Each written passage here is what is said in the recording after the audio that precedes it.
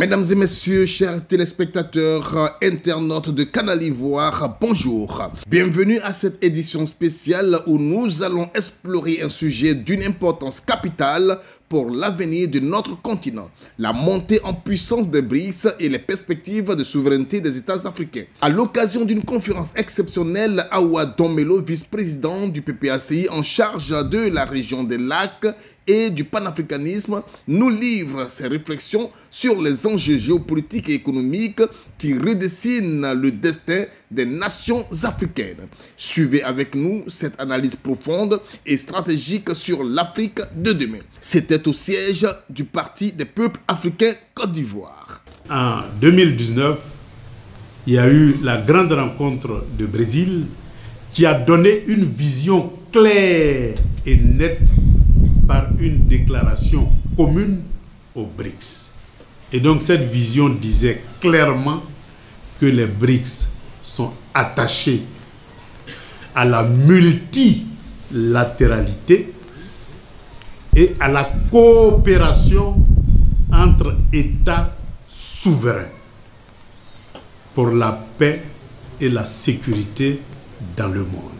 Qu'est-ce que nous, Africains, on peut tirer des BRICS? D'abord, il faut comprendre qu'il y a une affinité idéologique qui est indéniable. Parce que lorsque les pays africains, en 1885, au sommet, disons la conférence de Berlin, l'Afrique a été divisée en plusieurs morceaux et occupée par la force. C'est même force-là qu'on retrouve aujourd'hui dans les BRICS, qui avait constitué un front anticolonialiste et anti-impérialiste, avec tête de pont la Russie, la Chine, Cuba, etc. Tous ces pays-là qui ont soutenu tous les mouvements de libération du continent africain pour passer de la colonisation à l'indépendance. Et c'est eux-mêmes qui ont inscrit dans les textes de l'ONU le principe de l'autodétermination des peuples, c'est-à-dire le principe, le droit des peuples à disposer d'eux-mêmes et donc à prendre les indépendances. Et c'est les mêmes qui ont soutenu plusieurs pays africains. Et la première intervention, ça a été en Égypte, lorsque le président égyptien avait nationalisé le canal de Suez pour financer le barrage d'Assouan, puisque personne ne voulait financer ce barrage-là. Et cette nationalisation-là a développé une guerre entre l'Égypte et l'Angleterre, la France et l'Israël. Et c'est cette guerre-là qui a obtenu le soutien ferme de la Russie pour armer, en son temps de l'Union soviétique, pour armer l'Égypte. Et c'est ce qui a permis à l'Égypte de conserver sa pleine souveraineté sans s'écrouler.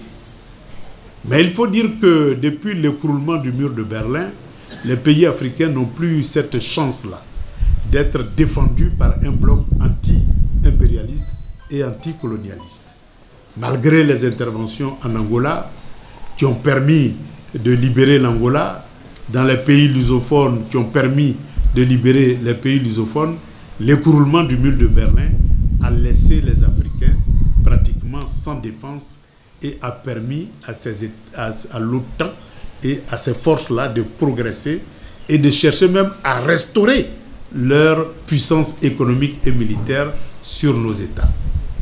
On se souvient de l'intervention de l'OTAN en Libye, qui a détruit complètement l'État libyen. On se souvient de l'intervention de cette même force en Côte d'Ivoire, sous divers prétextes. Et cette intervention-là, alors que le président Laurent Gbagbo était en train de mettre en œuvre un grand programme pour soutenir la souveraineté de l'État de Côte d'Ivoire et aller vers le panafricanisme, eh bien cet élan-là, cette aspiration à la souveraineté qui était portée par le Front populaire ivoirien s'est retrouvé face aux forces hégémoniques de l'OTAN, dirigées en Côte d'Ivoire par la France, et c'est la France et les États-Unis coalisés qui ont décidé de mettre un frein à cette expérience de souveraineté.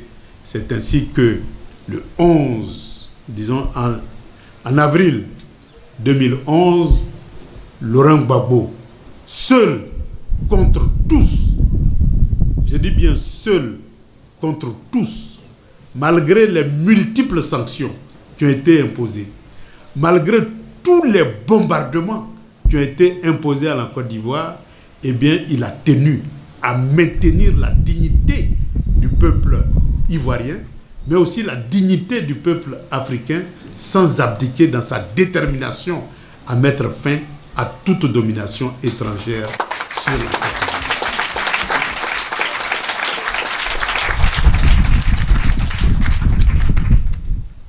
Et donc, seul contre tous, eh bien, il a résisté, il a tenu. L'ensemble de ces expériences-là démontre une chose, nous devons comprendre une chose. Il ne peut y avoir de démocratie durable sans souveraineté militaire. Et cette souveraineté militaire passe par la montée en puissance des forces de défense et de sécurité nationale. Mais comme on ne peut pas inventer la roue, eh bien, il faut des accords stratégiques pour acquérir les moyens de sa souveraineté. Et ces accords stratégiques-là, c'est les accords de défense et de sécurité, avec des pays qui n'ont rien à envier à nos ressources, à nos matières premières, et qui sont prêts tout simplement à mener le combat idéologique et politique pour la souveraineté des États. Nous, les partis panafricanistes, nous avons le devoir d'exiger l'application de ces décisions-là dans nos différents parlements, dans nos différentes initiatives, pour que des décisions qui sont déjà prises, comme la création du Fonds monétaire africain, la création de la Banque africaine d'investissement, la création d'une monnaie unique, la création d'une banque centrale, tous ces éléments-là, toutes ces décisions-là ont été prises au sommet. Mais la ratification pose problème parce que nous n'avons pas au pouvoir des États souverains. Voilà pourquoi, pour que nous puissions acquérir toute notre puissance économique, politique et militaire, nous devons faire de telle sorte que chaque État africain accède d'abord à la pleine souveraineté pour ratifier tous ces instruments-là. Si demain, nous devons accéder à la puissance économique, à la puissance militaire et aux États-Unis d'Afrique, le point de départ, c'est la souveraineté de chaque État. Et c'est lorsque on aura dans nos pays des États souverains et donc des partis souverainistes qui accèdent au pouvoir que nous pourrons tirer profit non seulement de l'agenda 2063, mais tirer profit des BRICS qui offrent plusieurs opportunités. Mais pour le moment, compte tenu du fait que nous sommes pratiquement un monopole de l'Occident, on ne peut pas bénéficier de ces opportunités-là pour baisser la vie chère, mais aussi pour financer notre développement. Donc voilà un peu les éléments clés.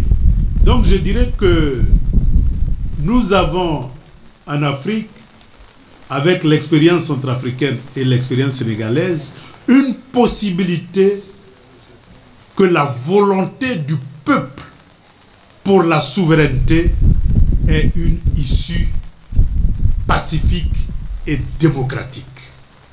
Et donc, il revient, nous, militants du PPACI, de faire en sorte qu'étant donné que les idées de souveraineté que Laurent Gbagbo a sémées, non seulement a gagné toute l'Afrique, et donc on n'est plus seul, a même gagné le monde entier, donc on n'est plus seul, il nous revient, en tant que PPACI, de capitaliser le fruit de ces graines-là pour faire de telle sorte qu'en 2025, avec Laurent Gbagbo, nous puissions bénéficier du fruit des graines que nous avons sémées, c'est-à-dire faire arriver au pouvoir les souverainistes et les panafricanistes ivoiriens.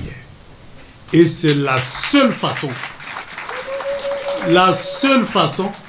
que nous avons pour sauver la Côte d'Ivoire, pour sauver l'Afrique, pour sauver le nouvel ordre mondial qui est en train de naître.